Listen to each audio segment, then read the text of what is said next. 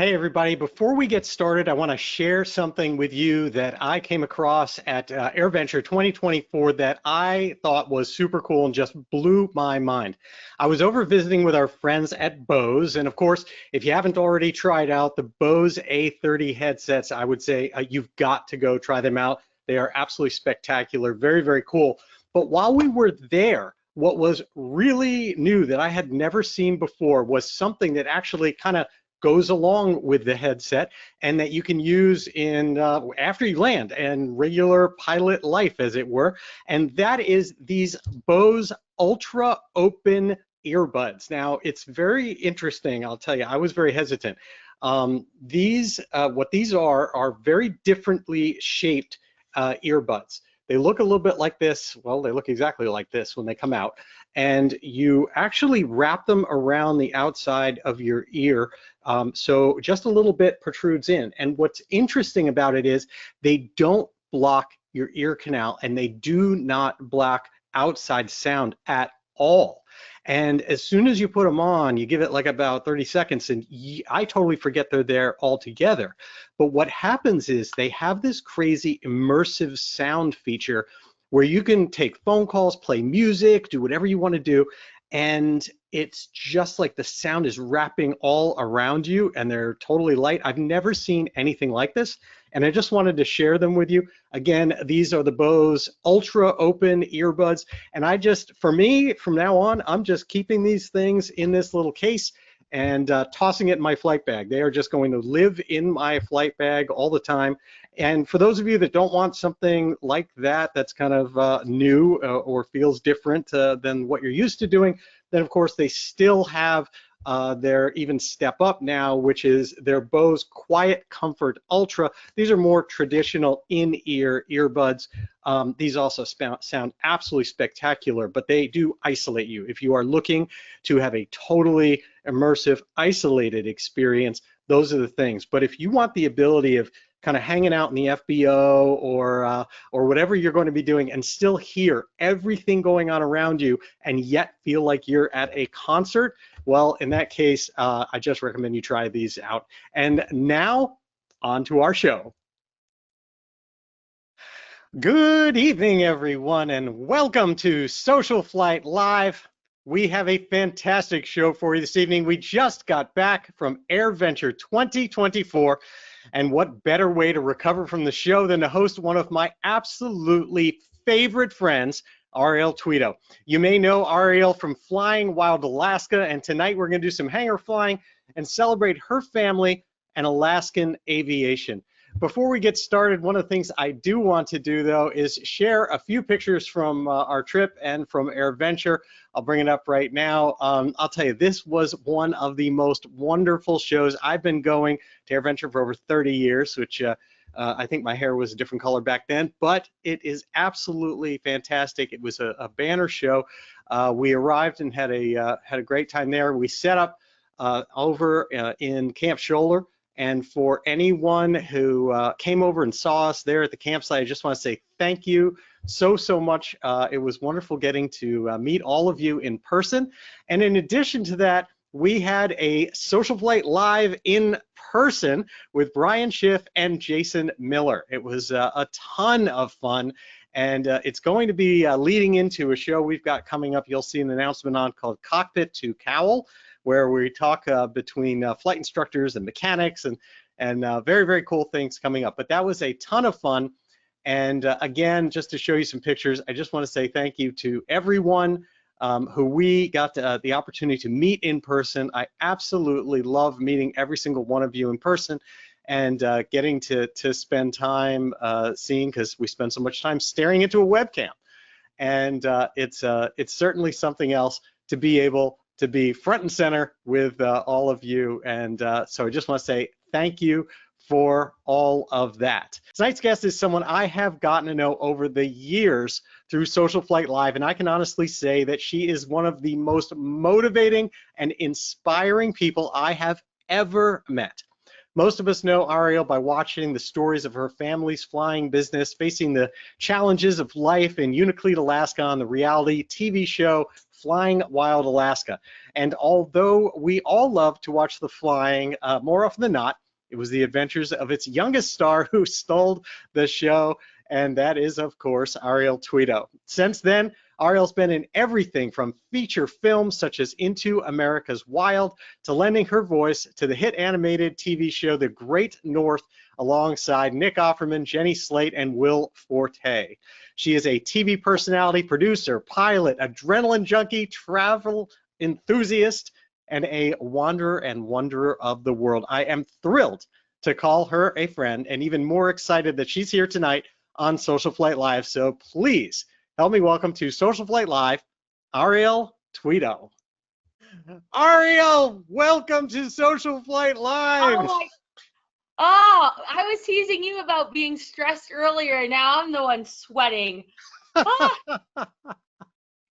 I can't see myself, so hopefully I look presentable. But you look wonderful and radiant as always. Oh, radiant! I'm glowing because I literally am a melting Eskimo right now. I'm so hot. Okay, well, we will get started. Thank you again to everyone for being patient with the beginning of the show. Ariel, thank you so much for joining us. You are one of my treasured friends. I am so thrilled to have you here, and I want to talk a little bit today. We'll get to more about what's going on with you at the moment. But I really want to start by honoring really your family and talking a little bit about the whole kind of your whole Alaskan community and we're in aviation in Alaska there. And I sort of apologize up front for hitting you with this, but I just wanted to say I really have wanted to do this episode of having you come back on to honor your father so much. He meant so much to so many people, but ultimately he was your dad. And yeah. I just want to say, please tell us a little bit about, life there and with him. Yeah. Oh man. I promise you we'll all come back together in like 30 seconds. This happens every single time I try to talk about him. Yeah, he was the best dad. He was so much more than so much more than a pilot to me and my sisters. He literally went to every basketball practice. He danced a lot. I wish people got to see like his other side. Every year after like our last day of school, he would blast music from the balcony and play Alice Cooper's School's Out for the Summer, and it would just be dancing in the kitchen and all our friends like it was the best. But yeah, he was the best. I miss him so much. Yeah, but yeah, I feel him a lot, and yeah, but yeah, still really hard to talk to him, but I'm trying to get better at it because I guess I can't go through life whenever anyone mentions him, I just start crying and sweating, and he's probably laughing at me right now. But okay, I'm back. But yeah, no, thank you for asking about him, and maybe we'll circle back and talk about. Yeah, we can circle back and do that. Tell me about your family there, and I know you've been in close touch with your mom, obviously, and there's still this aviation underlying connection between Alaska and wherever you are traveling. Oh yeah. Oh, my mom's so strong. I don't know. Like her and my dad, they were together for 35 years, and I don't think they spent honestly more than like 10 days apart. They were together all the time. They worked together, like they were always together. And so like to have my mom, to have her like lose her best friend, he was all of our best friends. Like he was just the best person. But for my mom, like her husband and her partner and how my mom's handling it is like she's just strong. Like she has to deal with me and my sisters, and she's like right now she's like fishing and berry picking, and like the amount of support we've gotten from Western Alaska and our family and our friends in Western Alaska and all over the place, but just my aunties, uncles, people that have just been helping my mom out, it's amazing, like the generosity that people have. And I'm so grateful for everybody, especially the ones who are like taking care of my mom. So yeah, she's amazing though. And just, yeah, she's a little pit bull. You guys all seen her probably. Like, she's wild and crazy and fun, and this definitely made her stronger, like made all of us change so much. Like, that's a weird part about like losing someone, or like someone you care about so much, is like you're grieving them, but you're also grieving the old you. Like, I'm like, am I ever gonna feel light and fun and exciting again?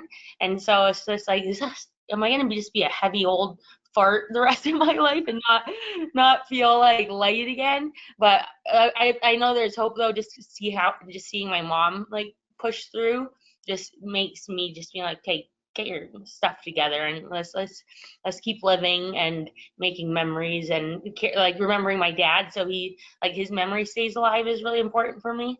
And so yeah, I'm like, yeah, I'm trying to do better at talking about him, because the first couple, I guess his first year, I've sort of just spent, yes, I've been in Nicaragua and Costa Rica, because there nobody knows the story, and I could act like this all didn't happen. Yeah, and so I'm trying to, I guess, realize that it is a reality and just like learning how to live with it. But yeah, I'm not even making sense anymore. So yeah. You are. Yeah. It's okay, and I do not want to push you into an uncomfortable area.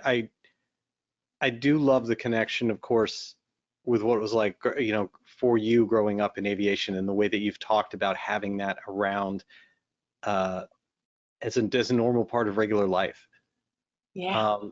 Tell me a little bit about that. Oh man, growing up in Unakleet, like our house for a while was the airport. And so just waking up, going to have to like thaw out my dad's plane with our hair dryers. Like, if we did that, he would usually give us a ride to school in our little snow machines. Like, just learning customer service. Like, we used to have to load up the planes, unload the planes, wipe bird shit and bird feathers. Sorry, I can't swear. Bird feathers off the plane, and like dealing with passengers and sick people, and just loading milk jugs and cartons of eggs. Like, it was just part of our like daily life, and it was so fun, and it definitely that's, I think, where I learned about like people, and like I love interacting with people and meeting new people and joking with people. And so I'm so grateful that I had that upbringing, and it was so nice having my dad too, like not being from the village and being from the lower 48, because I got that opened my eyes to a whole different world too, that it wasn't just village life in Alaska. I got to see Minnesota and like all like some other places, and that really like got my like passion for traveling alive and kicking. But again, back to your like question, yeah, this like growing up at the airport in the village was just so special, and I think that's just made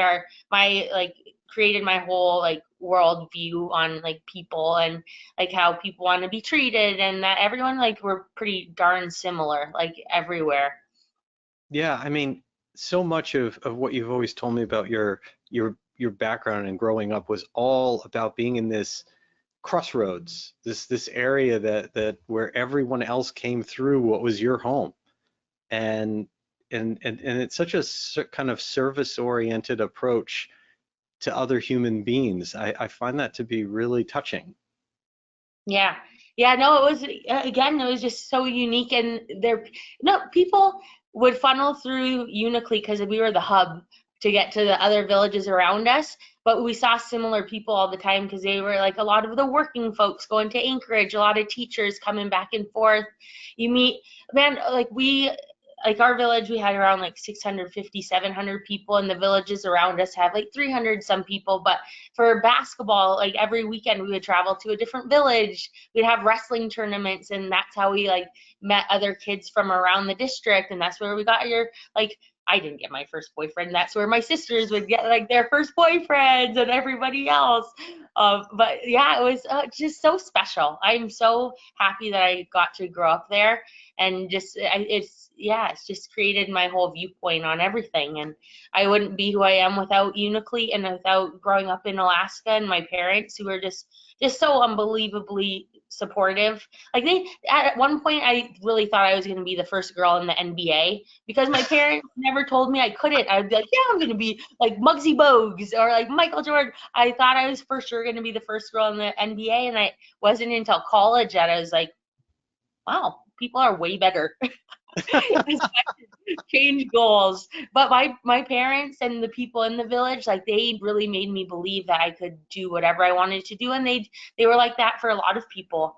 And just like having just that unconditional love and support from everybody around, like in the villages and other communities around. Shaktoolik, like my favorite people on the planet are from Shaktoolik, like a village right north of us, and they are just in love with my dad. And just everyone just, and that was my dad's favorite place too. Like he just loved Shaktoolik, but the villages all around the Bering Strait, like just such like a great community. That's amazing. What was, for both your parents, what was their kind of view on wanting you or your sisters to to not just be part of just kind of rolling up your sleeves and working to help things around the business, but maybe make that connection where aviation was something that got into your blood? What was their view on that? Well, even like my mom's side of the family, like my grandpa Wilfred Ryan started Ryanair, which is a big cargo company, and like my dad's competition.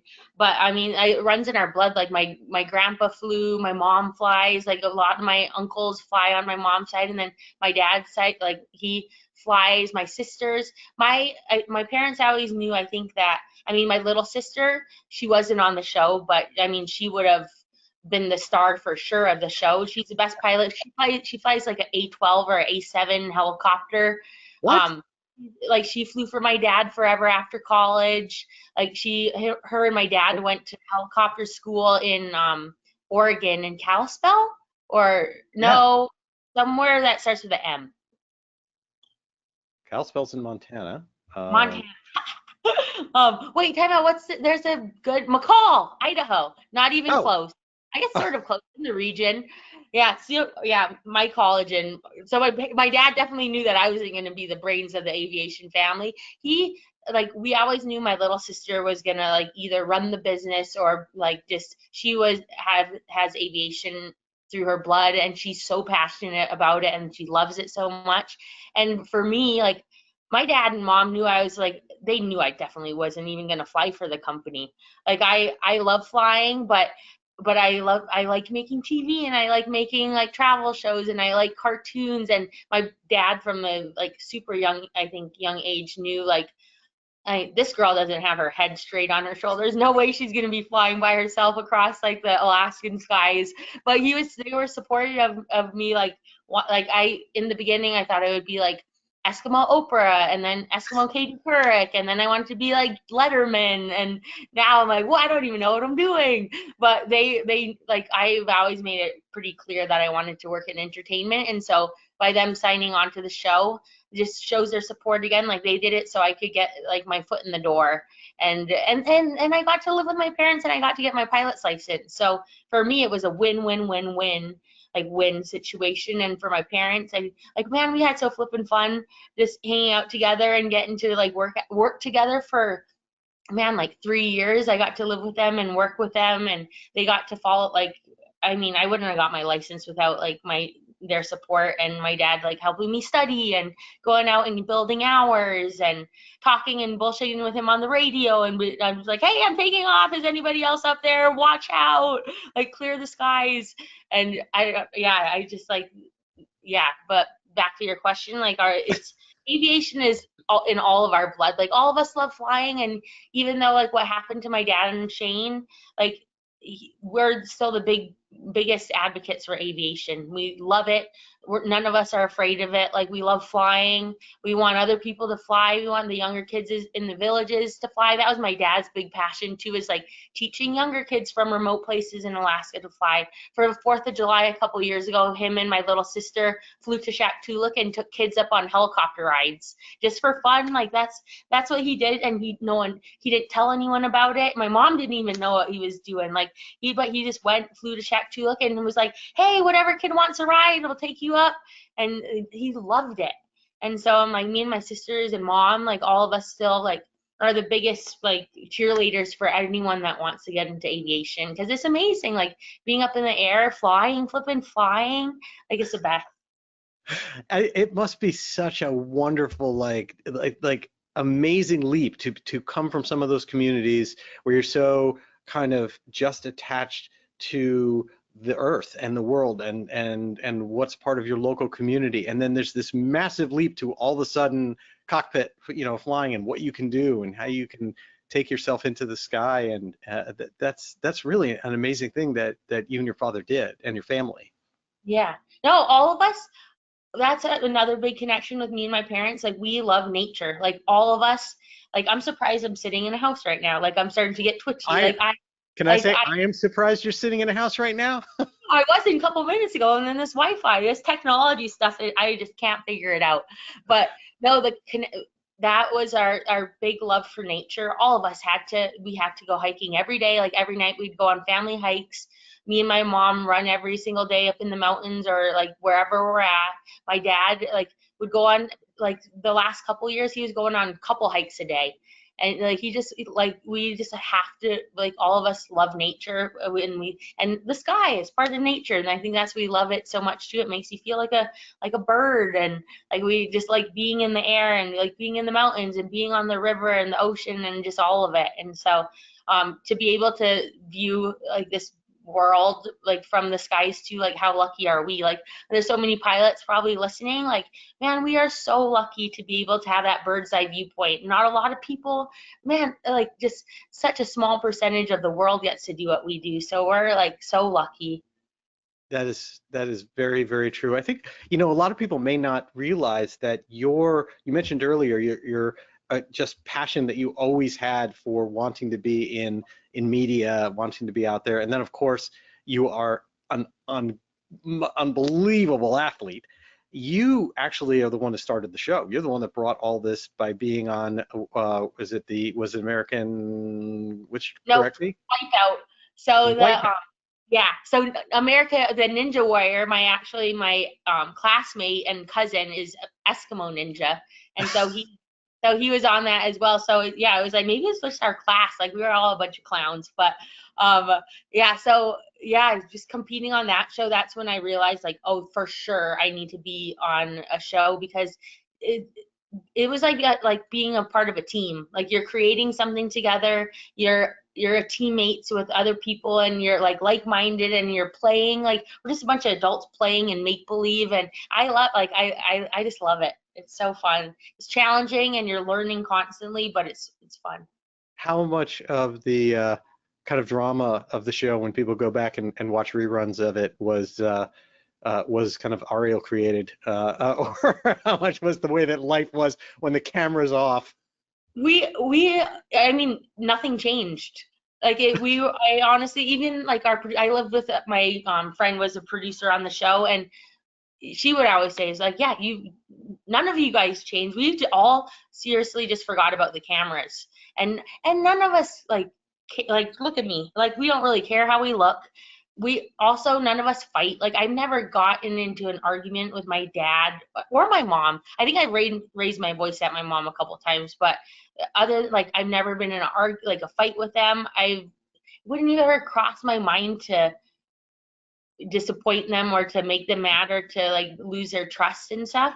So yeah, I'm like, I couldn't imagine that. But yeah, what was the question about Wipeout? I don't even know. I just pointed out that not a lot of people realize that you actually launched that show from first getting yourself, a girl, a very young girl from Unakleet, onto Wipeout, and then pulling a film crew back up from there up to Alaska. Yeah. Oh yeah. Did I ever tell you how I got on Wipeout though? Please tell me. Tell So all of us. I was in college and I wasn't a good college student. I would skip half my classes to go audition in LA for like soap commercials. I remember my first like soap like shampoo thing. I like thought I would walk into the little audition, like rake my hair through my fingers, and my hand got caught in my hair, and yeah, and I was like, well, I'm not getting this. I like so many dumb moments. But Wipeout, I wasn't cutting class on this one. It was a weekend, and I was playing Venice basketball in Venice Beach, and then one of the producers from Wipeout was like on defense, and he's like, you are one weird crazy person, you should audition for this show on Monday. And I'm like, sure, okay. So I went, and my neighbor in college, Timmy, taught me how to crack a Coke bottle on my head. And so for my audition, I like went into the little audition room like, my name's Ariel Tweto, I'm from a little village in Alaska, and I blah blah blah. And then I was like whack, and like thought I would hit my head with a Coke can. I cut it wrong and ended up like hitting myself and almost knocking myself out, and I started bleeding. But then I started laughing, and then the producers were like, yeah, she should be on the show. So on the show, I like broke my finger, like broke my toe, like broke a rib. Like it was wild, but that's when I was like, oh my God, this is so fun. And then you turned that into bringing everybody back up to Unakleet. Be like, hey, Mom, Dad, I'm done with this, but guess what?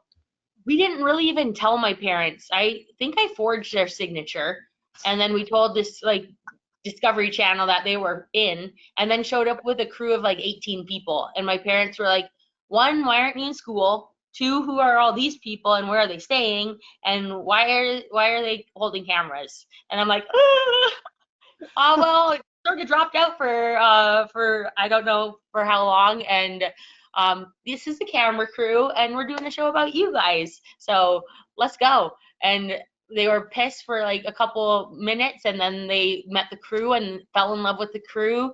And a couple of the crew members lived with them for a while and at the cabin. And yeah, and I think it definitely, they had a good time. I haven't even thought about it. It was probably so much more like stressful for my mom and dad because they were doing logistics for the camera crew. I was just dicking off and like just like twirling around on the runway and like just I don't even know what I was doing. But my dad, like my mom and dad did so much. They should have gotten like producer credits instead of me because they were the ones like making it happen, like things happen. My dad would get so excited about so we would produce like towards the third season because no family's that exciting. So like the third season, my dad would get to come up with ideas of like, hey, like can we get some mountain climbers and I'll fly them to this peak up in like the Brooks Range or something. And he loved that because like normally he wouldn't get to go fly these climbers to, like, I think selfishly he was like, where can I go on Discovery Channel's dime? And like, can I get, because he was getting some gas money out of that. And so he'd be like, okay, he's a businessman. Like, let me milk this like situation and like, let me do something I normally wouldn't get to do on my day-to-day life, and let's go play. And my dad was playful. Like he like loved playing, and yeah, no one got to really see that side of him. They just saw like businessman Jim, boss Jim. But like this last year, like right before, he was surprised me for Valentine's Day for a father-daughter. My mom, like we went and hopped to different ski resorts, and then he called his buddy. He played hockey like before he was a pilot. Like he was like a really good hockey player and played on our like semi-pro team in Alaska, the Wolverines. But the last like year and a half, I would call him and he's like, hold on, I'm having lunch with my old teammates. I'm like, Dad doesn't do lunch, and he doesn't like. But he was trying to make new friends and connect with his old friends, and we were like holding my mom's hand all the time and like super flirty and like kissing her little paw before she would go to bed. And so yeah, he was like, he loved living, and he was playful and fun, and like yeah, he is awesome. But again, I keep getting sidetracked. No, that is wonderful. And you know, it's one of the things that I keep thinking as you're telling this story is that I don't know if you yourself see that direct connection of how he was like looking for opportunities to get people to basically make the life happen that he wanted to do and the adventures happen that he wanted to do. That's what you tell me about that you're doing every day. Thank you. I've been seeing more of myself and him like a lot lately, and at first because I'm like, where did I get this wanderlust from? Like, why the heck can't I stay still? And why I left the village, and I know I'm never, I mean, I'll go back to visit, but I'm never gonna live there again. And I'm like, where did I get that from? And I'm like, oh, Dad, he left the Minnesota farm and took his motorcycle to Alaska when he was like 17. And so I'm like, yeah, I got that from him for sure. But I never really got that connection because, I mean, me growing up, like I just saw him working all the time, and like we're like, Dad, let's go to Mexico or somewhere fun. He's like, no, I just want to. He just loved being at the cabin and in Unakleet. So I'm like, he didn't like to wander and travel, and now I'm like, oh my God, he got out and he created this beautiful life for himself and his family and our community, and he did all that. And I honestly think it was really intentional. Like I think he was like such a goal setter, and he worked so hard, but he did I just remember him growing up and like in the beginning and stuff before the when we had only like 2 planes. I remember seeing him like climb up onto the sink, and in a Folgers can is where he kept all his cash.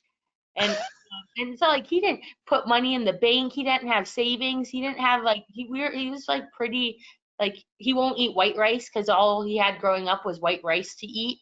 And so like he was just a hard worker and motivated, and he got out of that Folgers can and like was very like pretty successful. And I think I'm so proud of him, and I just hope that I have that gusto in me, and that I work as hard as he does, and that I could like create a life that I'm proud of like him, because he was I think he was very proud of what he created, and of my sisters and my mom and like all his like siblings too. Like he was like just a good guy. Oh, that's so that's so wonderful. I mean, has it occurred to you before us having this discussion part now that you know, of course, you are such an adventurer, as you mentioned, and getting out there. And I know you think of Unakleet as home, but that this was his adventure, that this was him, what was basis for you was his destination, actually? No, this is the therapy session.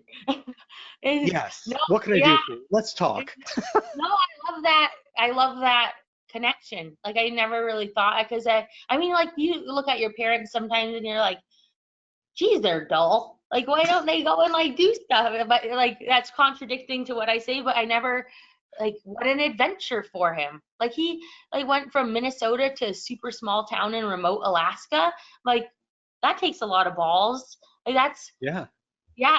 Thank you so much for pointing that out though, because I never really thought about it like that before. Of like how what a wild hair in him, or like how cool.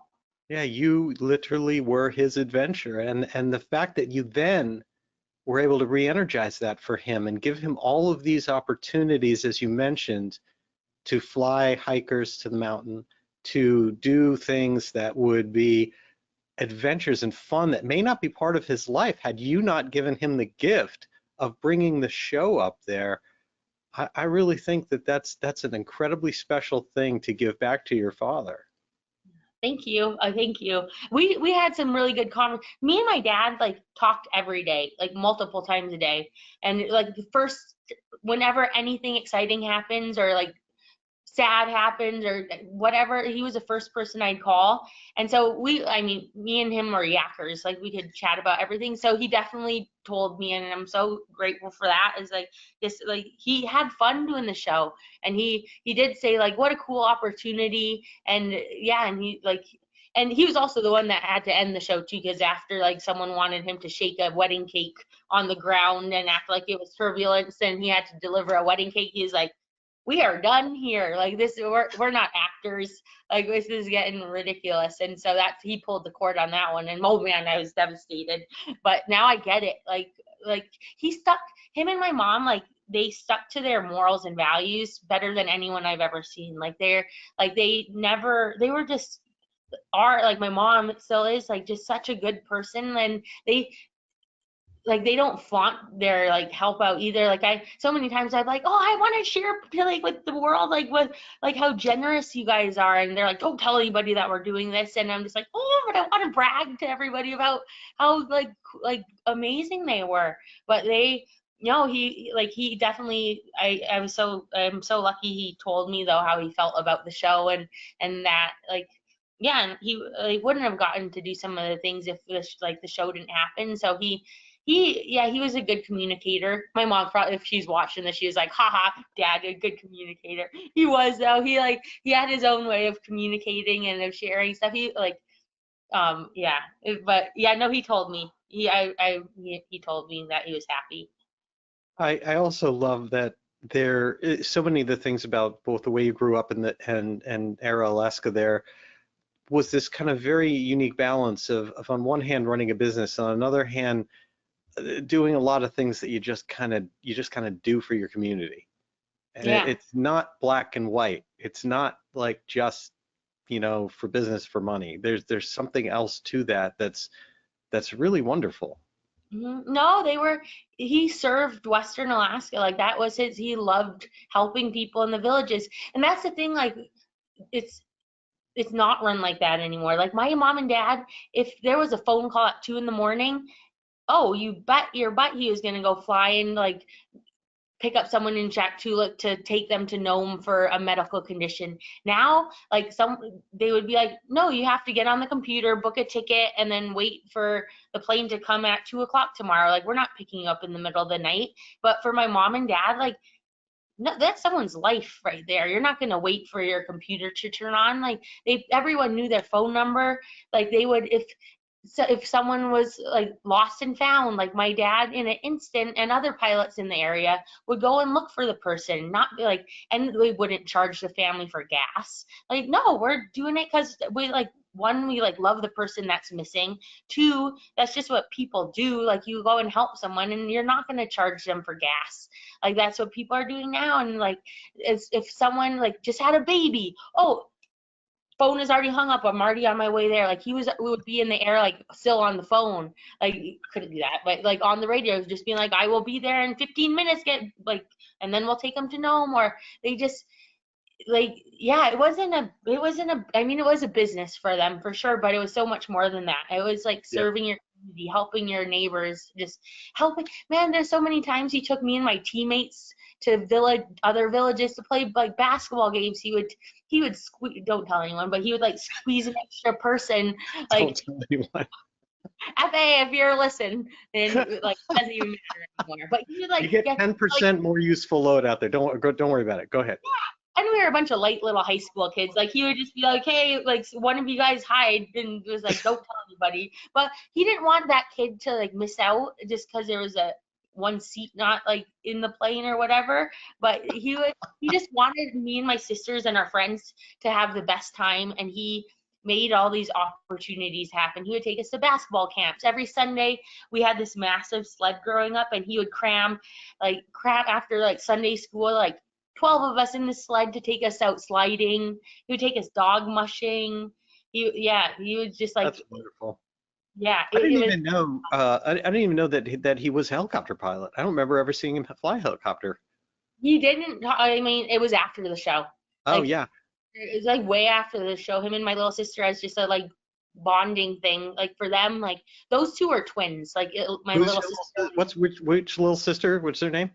So my little sister's Elaine, and then my older sister's Ayla, who was on the show. Like very very beautiful, like so fun. Yeah, she's awesome, and she's living back at home right now in Alaska. So she's doing great. But my little sister and my dad, it must have been 6-7 years ago, went to, I'm pretty sure it was McCall to get their helicopter license. And my dad, he only did it he got his license and then built like a couple, like not that many hours, but just, he was like, yeah, I'm too old for this. It's a whole different muscle memory. Like Lane and her boyfriend now fly. And so he's like, you kids do the helicopter flying. They had a little R-44. Yep. And so he would use that at the cabin, and he liked it, but I think he was like sort of afraid of it. Mm-hmm. Oh, I could hear him right now being like, "No, I wasn't." He just wasn't passionate about helicopter flying like he was about smaller aviation I planes and all. know. I know that we were talking about making arrangements for a float plane together and trying to get that done. I'm sorry that didn't happen, but that would have also been in his like adventure box. Yeah, we should still do that though. I still want to get my float ratings. Yeah, me too. Let's do it. I am sure that people out there would love to see us go and do some videos doing some float plane training. I'm sure we can make that happen. Oh, That would be a blast. I'll take the van to you, and then we'll take the helicopter or the plane to like the Bahamas, and let's go swim with some pigs. Oh my goodness, that is totally what we're doing. Okay. There's no question we're swimming with the pigs. That's a given out Yeah. in the Bahamas. All right, so speaking of that, people need to see this. This is what you are currently doing, and what I will Oh, be seeing you in person, right? yeah. Oh, sorry, someone was calling. Yeah, no, that's my van. I told you my dad for Valentine's Day. It was 2 years, like yeah, 2 Valentine's Day. No, last van. I don't even know. It was like his last Valentine's Day. We went all over to different ski towns in like Idaho, Utah, at that area, and on that trip we were like, we need to get a van, and then eventually start driving this van to Argentina. But first we were going to spend like last winter going to all the fun little ski resorts all over America, and that didn't happen. But then yeah, a couple months ago I was like, I'm going to get this van. I still need to do it. And so got this van. It's called the Beast Mode. And it's correct. Like my check engine is what light went on, or I was I telling you about told it. you I'm going to help you with that. We're going to take I, care of that. I actually just went to the O'Reilly's and we plugged it in, and they You got said the nothing wrong, and that eventually the check engine will go off. But see, you're gonna have to be my Uncle Jeff now, because my dad is usually the ones whenever I had a problem with anything, I would call him. That's a So given. so It's a you're gonna given. get a call probably every other day. I'm I'm in. broken I'm in. down. Anytime. Anytime. We'll pull over and get it taken care of. And I know you are going cross country, and you're going to be here in this studio, which is this house, which is this workshop, all in one. And so tell me about your trip. So the goal of the trip, on August 10th, I have to go to a friend's house in Kennebunkport, Maine for a clam You're bake. not going to tell. Are you seriously going to say a friend? Is that Yeah. really the way you're going to put that? Well, I'm gonna say his name's Craig, and that's all I'll say. I Ah, don't throw him under the bus. But now I just said like the name of the town where they live, and so yeah, but no one goes stalking him. But anyway, so I'm going to Maine for a clam bake, and I'm currently in Tahoe, and so I have like 10 days to get my butt over to the East Coast, and so I want to see family in Montana, in Minnesota, Ohio, and like some places in Illinois. And then I need to look at a map. yeah, Um, yeah. I'm gonna get Once, to you in Massachusetts, and then we're gonna have some beers, go flying, not in that order, not in and that then order. not in that order, and then maybe you'll drop me off in Maine, You bet. There's and no then question. There's an yeah. airport right up where we're going to be going, and yeah, yeah, I'm telling you, I'm ready to be your plus one. I'm telling you, I know where we're going. Yeah, I'll fly you right up to the Sanford Airport. Kennebunkport is right up there, and then maybe after that, we'll leak out to everyone who this mysterious Craig is, If you know me, you know who it is. who may But yeah, also be a pilot. yeah. But it's gonna be fun. I'm excited for this trip, and I've never done the East Coast, like road tripping. So I know I want to stop in like North Carolina, and just like hike my like Tennessee. I don't know. My dad's brother just moved to somewhere in Florida, so I eventually want to make it to Florida, and then I guess at some point I'll have to turn back and then head back over to the West Coast. And then I'm going to Maine. I'm taking my mom and my aunt, my dad's sisters, who are just so much fun. We're starting to do this thing like once a year. We go to a different place that we've never been to, and we need to just make memories. That's once like all this happened, like the biggest thing in my like my goal list is just create memories with my family and my friends and make this life matter, and just like laugh a lot and play a lot, and like, yeah, I just want to be with my loved ones and like just make it every day matter, and make every cup of coffee that I have just the best cup of coffee, and then like every run have it be a great run. Is like I want every day to count, and that's what I'm striving for now. That is such a wonderful, wonderful way to live. It really is. And again, I treasure you and your and everything that you bring to so many people. You put light in pretty much everybody's life that you touch, and it's a ton and ton of fun. You're also working on some projects going on. What can you say about Oh, maybe the Fox one or something else? yeah, so I'm trying to, so I think the last time I was on here, I was trying to create a cartoon about about these two elderly Eskimo ladies that, it's a long story, but they end up on a cruise ship, blah, blah, blah, blah, blah. So 8 years, and then so my biggest, like, so I created a little 3 minute, it's called it like a sizzle reel, like a short film. And then I showed it to somebody over at Fox Studios, and they really liked it. So on August 19th, I have a big meeting with them to talk about development. So hopefully the next time I talk to you, I'll be a developer and creator and a voice in a new cartoon. So I've been working on that really hard. I'm writing a book about a lot of stuff. I've been writing a lot of poetry and like a lot of stories about life, and I journal a lot, and so I'm creating that kind of thing. I'm sponsored by this protein company called Isopure, and they're awesome. If you guys, everyone needs some protein in their life, and it's 100% whey protein isolate, so there's no gluten and lactose, and it doesn't make you feel all bubbly and stuff or like bloated. So I'm so happy that I'm working with them right now, because they're like my one consistent job. I'm working on another IMAX movie, or developing an IMAX movie that will take place in Ecuador. And that one is going to be awesome, and we're so close to getting it greenlit, and so it'll be with the same production company that I worked with for Into America's Wild. Ooh, wow. Can you tell us any more about what it's going to be in Ecuador? So it's about, I can't talk too much about it, but it's parallel zero. So in Ecuador, you have the 7 main ecosystems layered on top of each other. So you have everything from glaciers to rainforests to the mountains, and the main goal, so for me, people only protect what they love, and so my goal with this film is to have people just fall in love with nature, because then we'll protect nature. And so just showing how like integral like each ecosystem is to other one. Like if something fails in the ocean, that's going to affect the rainforest, and that in turn is going to affect the glaciers. And so it's a really science-based show, but we're going to make it fun and exciting, a lot of adventures in it. A lot of cool people to interview, but the goal of that though is just to hopefully get people just to fall in love with like the ocean, fall in love with the glaciers, fall in love with the animals, and because like, yeah, it's our home. Like I would say that I feel the most at home when I'm not in a house, and it's like we need to protect it and play in it. It's our playground, and so I'm super passionate about nature and like helping it. And yeah, so those are the main projects. I have some other stuff that you're always in this business, like you're always creating and seeing what sticks and what doesn't. I want to write a kid's book.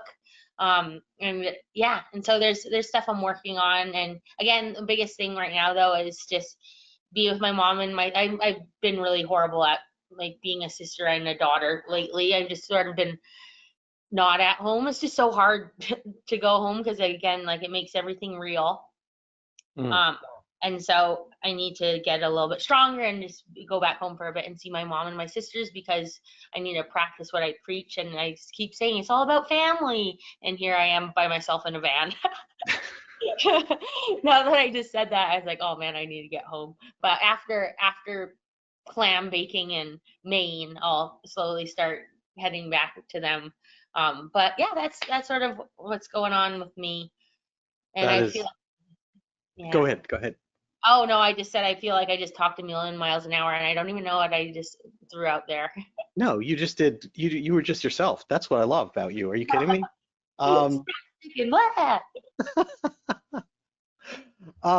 What about just last you talked about kind of your projects, but you're always up to something crazy when it comes, at least to someone like me, I'll use the word crazy, when it comes to all sorts of sports and athletic stuff. And are you healed at the moment, or what is going on with you?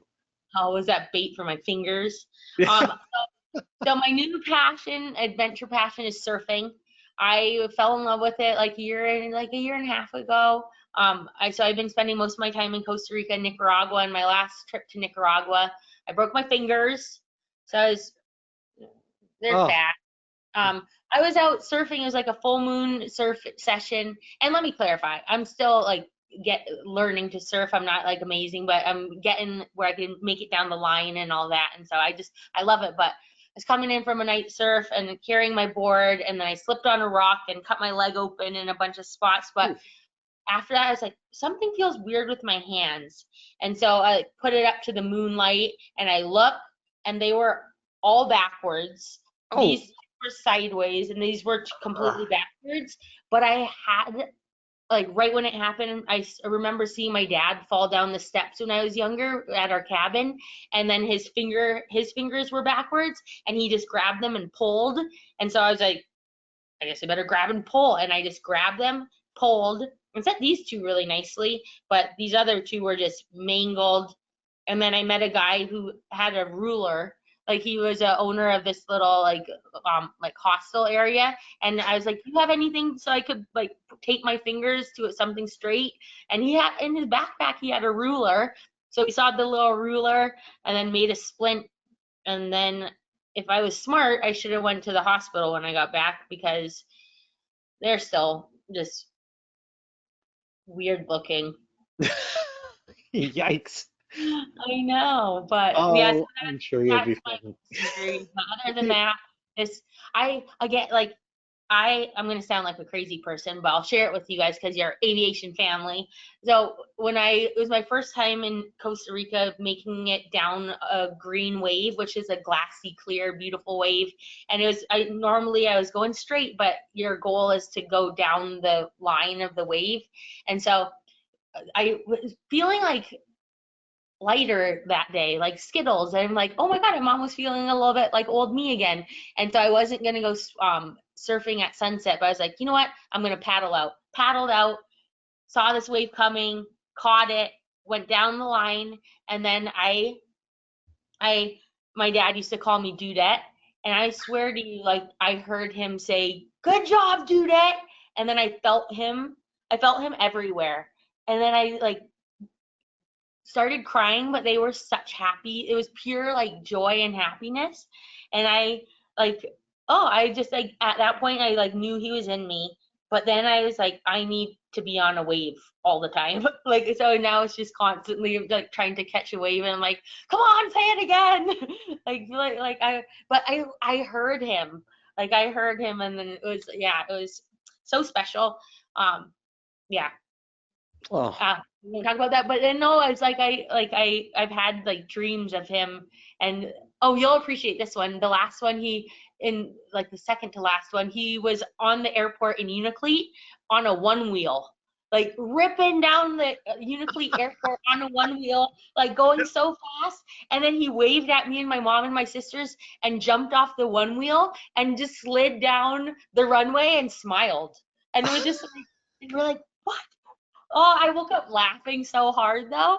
But yeah, I've been so lucky that I've gotten to see him, and like I write him notes all the time and letters, and I'm like, haven't felt you in a while. Like, are you just ignoring me? Like, what's going on? And then he answers in some way, like a feeling or like a dream.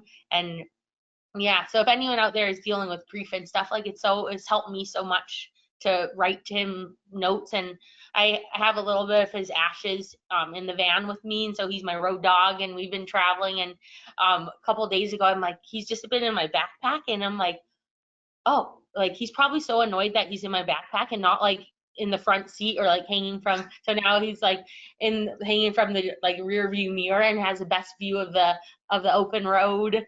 And yeah, and so yeah, I think half the time people probably think I'm crazy, but I think everyone deals with loss in their own way. And I think for me, I'm like, I want to be able to share these memories with people, and like, yeah, and just keep like keep him alive.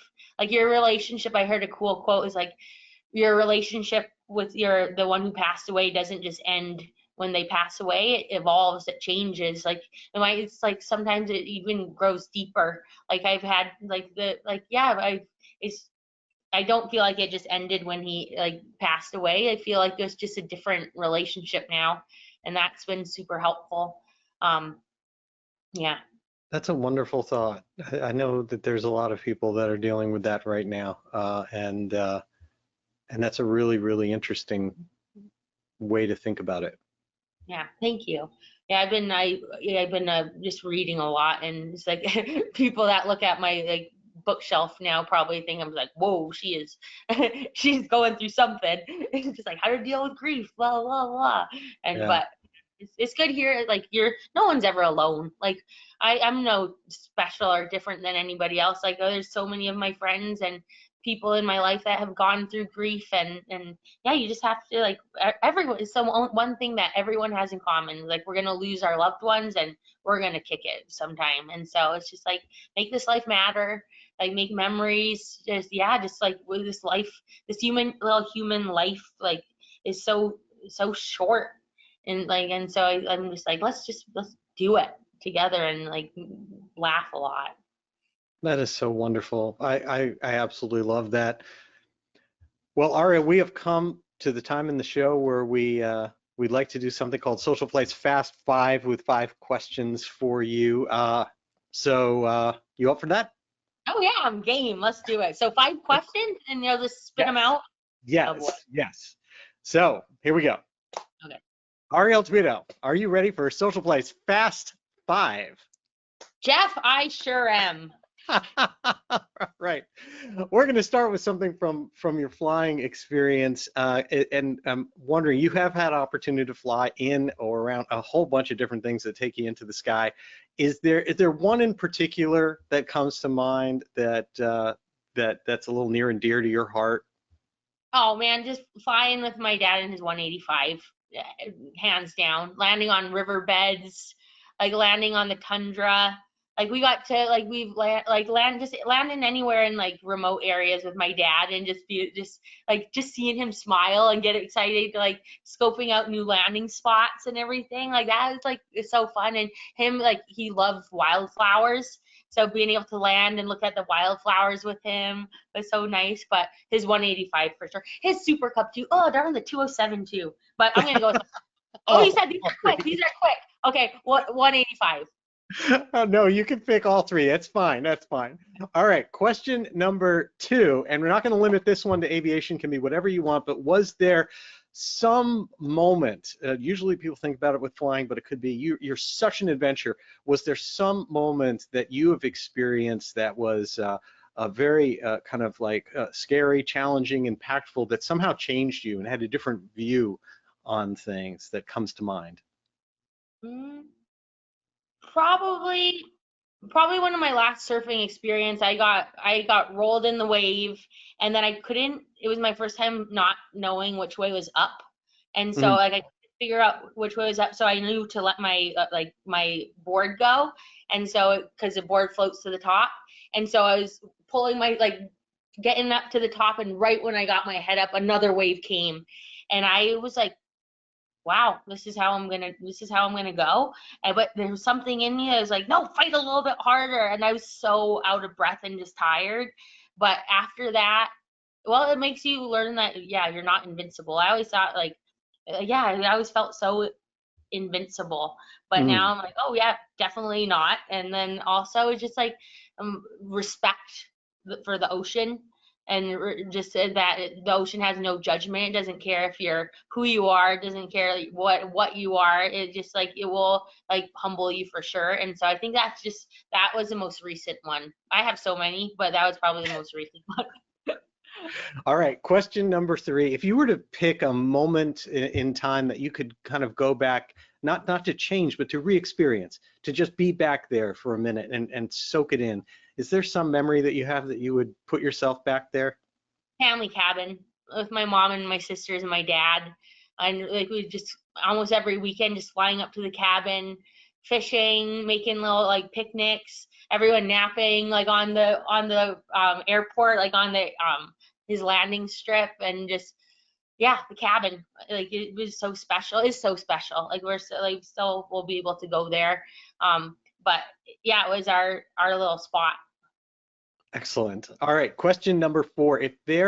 If you could kind of go back to your the younger self, I know you're very young, but your younger self, and give yourself a little pep talk, a little bit of advice from where you are now. What would you say? What would I say to my little old self? Um, probably just I'm like love setting goals. I love moving forward like quickly. I think I would just say, Matt, slow down a little bit and savor each moment. Just yeah, this last year I'm a lot slower and just like more present in everything that I do. And like I don't remember my 20s at all. Like I Mm, was trying to like I don't remember, like it was just a blur, and I wish I like just took a beat before like doing stuff and just appreciating like where I was at and the struggles, and just realizing like once you get to the top, like cool, and then you set another goal. So just like enjoy the process of your like you're getting towards your goal. Enjoy the process of like aging and growing and evolving and changing. So I would just say slow down a bit. that makes a lot of sense, especially for someone who moves as fast as you do. I can get that. All right, and our last question on Social Flight's Fast 5. If you could, I'm going to say this one very carefully in respect of you and your family and what you've been through, but if there's anyone on the planet around now or in history or anywhere that you would love the opportunity to spend an evening with or have dinner with, and someone that maybe you've read about, anything, who comes to mind? No, just that's a given. My dad for sure. Yeah. I was gonna joke with you and be like Abraham Lincoln or something, but yeah, no, like it would be my dad for sure. Like yeah, and I'd give and everything Yeah. to sit with him. But again, he's here. Like I just yeah, what like you just know I know for sure that there's something before like after this. Like you could just feel it, and I'm not like that's a way longer 5-minute answer thing, but yeah, I feel so like strongly that your loved ones are still in you or around you or with you after. Mm.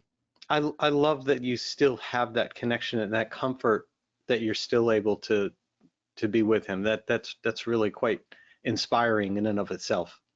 No, it's been. Let me share one last thing that's helped me so Please. much, like a visual. So sorry, I get excited. So when your loved one is around, it's like your soul or their everything is contained in a mason jar. So picture that, and then once they pass on, it's like someone finally like break open the mason jar, and then finally they're like are set free, or like they're everywhere. Well, in this life, we're so constricted and so contained. We feel pain, we feel like all this like hurt and stuff, and so we're so confined. But once you like pass on, it's like, oh, finally I'm untethered. Like I don't think our human brain could even comprehend like like the expansiveness that could happen. And I am just like, oh yes, dad is like, he's free. Like he's finally getting to just be like he was obsessed with space. Like he memorized over 346 stars.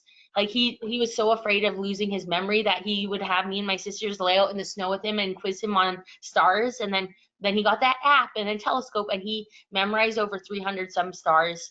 But now he's in the stars. Like he's flipping pumped. Oh So man, I love that. yeah, I love it too. It makes me like could like able to breathe and just be like, okay, things are okay. But man, sometimes I've never felt pain like when you miss somebody though. It's just like I don't care, like I want him here. And so sometimes that happens, and it hurts.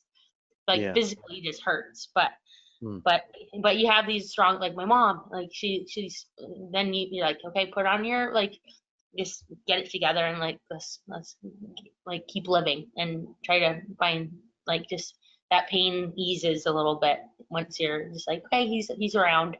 But That's a wonderful way of thinking of it, and I'm going to think about that long and hard, because I've known quite a few people recently that have passed away, and that is probably the nicest, most wonderful way of thinking of it. thank you. I'm glad I could share that with you. And sorry about your losses. Well, and sorry for yours. There's quite a few going on. So again, thank you for coming on the show. Thank you for everything that you do. I am truly, truly grateful for your friendship. You have really inspired me and brought light into my life as well. Thank you, and thank you for always being so kind and for being so patient with me and the technology. Anytime. We will see you out here soon. I cannot wait for that. Yes, we'll see you in the Jesus, like 10 days-ish. Exactly. A little bit more, but around that time frame. Around that time frame. Yeah, thank you. And your interviewing skills are getting even better, and yeah, it's been great. I love it. Keep crushing.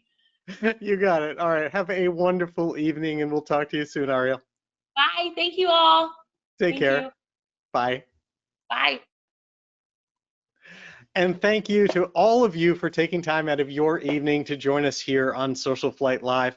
I also want to dedicate this show to John Williams of Titan Aircraft. John passed away in an aircraft accident on this past Sunday evening, a week ago, when we were at AirVenture just before he came to the show. And so there's been a lot of loss in the aviation community, and I would just like to dedicate this show to John.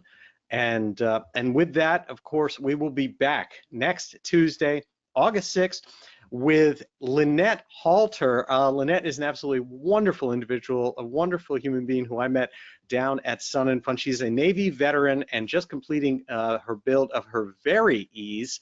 And I'm telling you, she is a firecracker that you just got to get to know. Then we're off for a week, and we are back with an amazing show Tuesday, August 20th. Please do not miss this one. P-51 fighter pilot and World War II hero Bill Lyons will be here on the show. And I'm telling you, Bill he's 100 years old, just to set that aside. These are treasures, human beings that we need to hear their stories, to learn lessons from them. And I've met Bill. He is just truly amazing, and I cannot wait to share him and his story with you on Tuesday, August 20th at 8 p.m. here on SocialFlight. And I look forward to seeing all of you again. Again, thank you so much for being patient with us and taking time for the show, and for joining us here on SocialFlight Live. And I wish you all blue skies.